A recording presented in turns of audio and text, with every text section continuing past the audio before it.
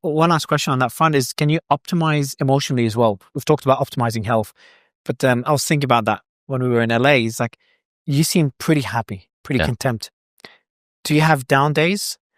And can you optimize to prevent those in any way? Yeah. It's a bit more complicated than just eating and sleeping well. It helps a lot. I think most of it is that. Yeah. But there's a bit more to it as well. I have fewer down days than I ever have in my entire life. I definitely still have down days. Like, there are things that really get to me and discourage me, but less than I've ever had. And when I get down, I can pop back up very quickly. Whereas before, I just got down, I got stuck, and I couldn't get myself back up. Right. And then that sucks. Whereas now, like, I'll go home, I'll get back into my protocol, I'll bounce right back, feel robust. And so maybe if there's like a sprint version of it, like there's like a pulse where very steady, pulse, travel, being out late, steady, pulse. That's my lifestyle right now. It's like a few months were just steady, exactly, and then I just did you say pulse or pause? Yeah, pulse. Okay, yeah. So essentially, I have that period where I just enjoy life. Yeah. Not saying that living that life is not enjoyable, but kind of changing from the norm. So breaking the system for a while, giving that energy, that breath of fresh air, and then go back into the system, which includes living healthy and working consistently. Yeah.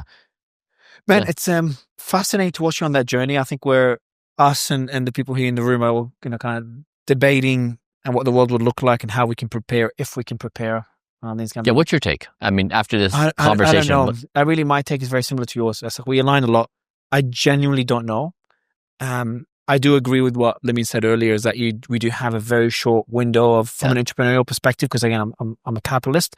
From an entrepreneurial perspective, to have the most impact, to make the most money. But what I'm thinking about is, how can I leverage what I have to be ready for that world? When you told me about, even should we drop off, which is a very valid question that I contemplate. It's like, my answer is like, I think there's a few commodities that will persist, they'll continue being valuable. And one is the one we're building, which is a community, a purpose for our community, and reach. Yours is pretty clear. Mine is like, I'm doing all these political interviews about what I want to try to achieve with them. Right now, it's bridging the gap between two sides, different countries, etc.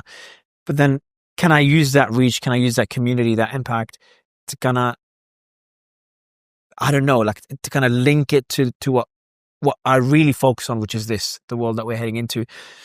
So that's So on the business side, I think it's going to be a gold rush over the next few months and years, maybe 1 to 2 years. And on the personal side is trying to see what I could do with the reach that I have and maybe expand it further, then decide what to do. Yeah. And then on the personal side is how to be prepared for it. I have no freaking idea. It's just impossible. Yeah. Having a bunker somewhere is one solution. I've got my brother looking into that, because I don't have one either. So, but then it's like the status symbol. It's like, it's just that if you have a bunker, you also don't want to say you have a bunker. You don't want people to know. It's meant to be private. But it's just like, what are you going to do there? Like, I try to get through a period of time, but it's just too hard to prepare. Yeah, this conversation has me motivated to invest more of my time trying to explore more of how much I don't know. Like, I'm just like in this, like, as I'm thinking through this with you, every time I speak, I'm like monitoring for foolishness.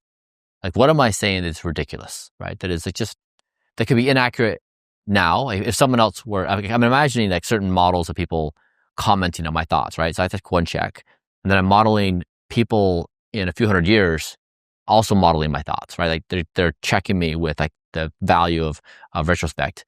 And even though I in our conversation, I spent a lot of time leaning into, I don't know.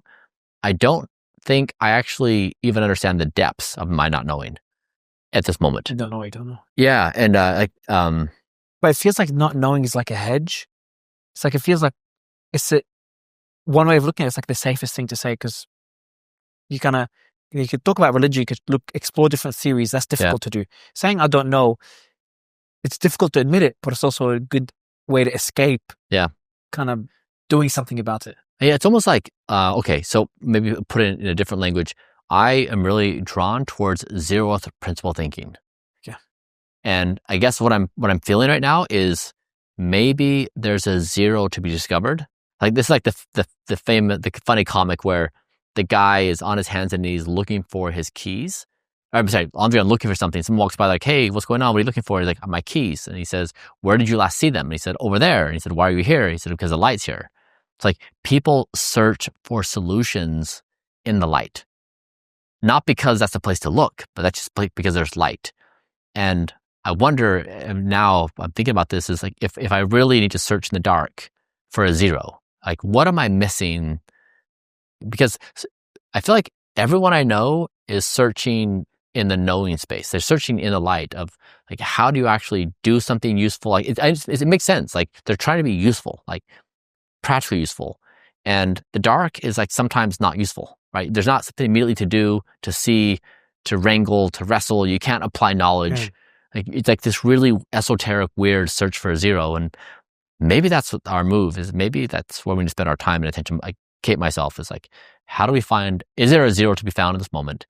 Would it be useful in any kind of way? And we kind of live in a dystopian world where we're talking about what we're talking about. The world we live in today is already so unequal. Like when you travel, you went to India, and walking on the streets in India is very different. Even LA's, it's not the best, but very different to India. So when I go to those countries and just see the life these people are living, I just see it. Yeah. I have no idea how it's going to get any better. I know there's a utopian world. I just don't see it. I just don't see any logical path to that utopian world, which is a possibility. No, it was a possibility. I think we're past that now. So it's a bleak place to be. One unfair way of looking at it is like it's going to be a very few number of people that already accumulated wealth or will accumulate wealth in the next year or two. You can also define what is wealth, but let's not go there. Accumulate wealth, and they're prepared for that new world. And then there's what? Yeah. I think the author of Sapiens calls it a useless class. Yeah. I mean, he's one that coined that exactly. term. It's like that. You imagine that term. Yeah. Humans as a useless class. Yeah. Exactly. That was our discussion, right? Harari called that, right? Harari called that like 10 years ago, right? He was modeling this out, and he's like, why wouldn't this be inevitable? That AI gets good enough where you have a whole class of humans that just don't do anything the AI can't do itself. And then you bring robotics online, and you're like, so but now having said that, like there's an alternative scenario where in the book of the Age of M's, have you read this by Hansen? He models out a world. He does this really cool thought experiment where he imagines humans upload their minds into machines. And so a new society forms with these emulations. And so he talks about like the social cultural emergence of how M's interact, from economics to politics to social to relationships. And one of the points he makes in there is that their speed, of course, is orders of magnitude faster than ours. And so if they're building this new reality, there's a possibility where in their experience of time, they could grow the economy, at orders of magnitude faster than we could. So from our timescales, it could be the point where we start developing these AI systems and they're building themselves.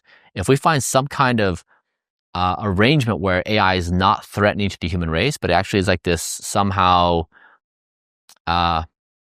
organic, emergent, cooperative relationship in some kind of positive fashion, that the digital economy, the intelligence economy that they build could grow at this insane speed where a month passes and we experience like 100 years or 200 years of technological progress.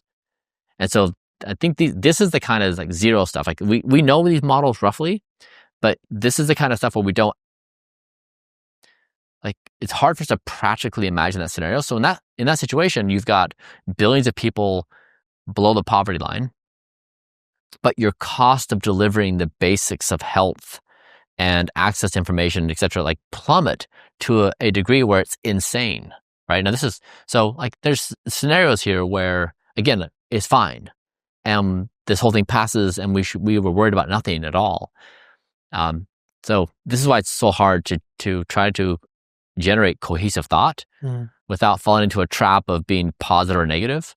It's just inherently hard to model out for all the various reasons. Yeah. One last theory is Peter and Mo Gaudat and Peter talk about is that the more intelligent a species is, the more abundance minded it will be.